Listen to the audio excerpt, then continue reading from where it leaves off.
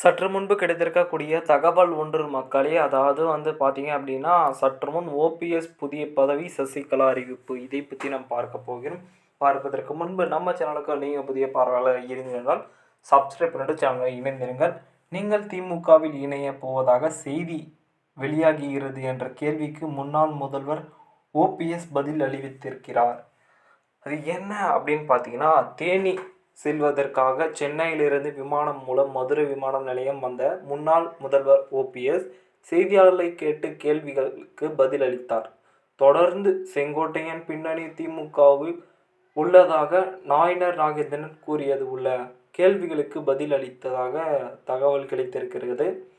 அதே போல சென்ற ஓபிஎஸ் வரும் ஜனவரியில் நீங்களும் திமுகவில் இணைய இருப்பதாக செய்திகள் வருகிறது என்ற கேள்விகளுக்கு திடீரென வந்தது தானே என்று எதிர்பார்த்து இருக்கிறது. அதாவது மதுரை அசுத்தமான நகரங்கள் பட்டியலில் முதலிடம் பிடித்துள்ளது என்ற கேள்விக்கு அதை அவர்களிடம் தான் போய் கேட்க வேண்டும் என பதிலளித்திருக்கிறார். அதாவது என்ன அப்படின்னு பார்த்தீங்கன்னா, ஓபிஎஸ் புதிய பதவிக்கு ஆசைப்பட்டிருக்கிறார். அதாவது திமுகவில் இணைந்தால் ஒரு பதவி கிடைக்கும் அப்படின்ற மாதிரியும், இப்போது சசிகலா அதை பற்றி பேசுவதாகவும் ஒரு தகவல் நம்மளுக்கு கிடைத்திருக்கு. அதாவது ஓபிஎஸ் நல்ல விஷயத்துக்கு ஜனவரி மாதம் தொடங்க இருப்பதாக தகவல் கிடைத்திருக்கிறது. இதுக்கப்புறமும் சசிகலா என்ன செய்வார் என்று பொறுத்திருந்தால் பார்க்க வேண்டும்.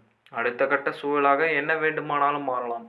2026 சட்டமன்ற தேர்தல் திமுகவுக்கே அமையும் அப்படின்ற மாதிரி இப்போ கேள்விகளுக்கு பரபரப்பாக போய் கொண்டிருக்கிறது.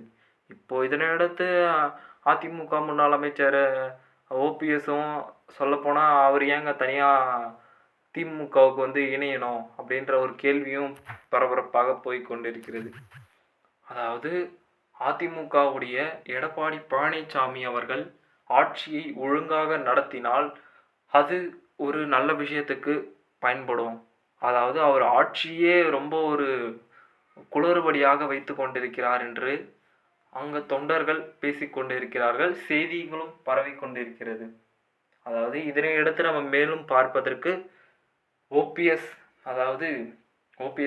இதனை அடுத்து திமுகவில் இணைந்து செயல்படுவார், அவருக்கு ஒரு புதிய பதவி கிடைக்கும் அப்படின்ற மாதிரி நம்ம பார்க்க போகிறோம். நம்ம சேனலுக்கும் நீங்கள் புதிய பார்வையாளராக இருந்தீர்கள் என்றால் சப்ஸ்கிரைப் பண்ணிட்டு சேனல் இணைந்திருங்க. நன்றி, வணக்கம். அடுத்த காலையில் சந்திப்போம்.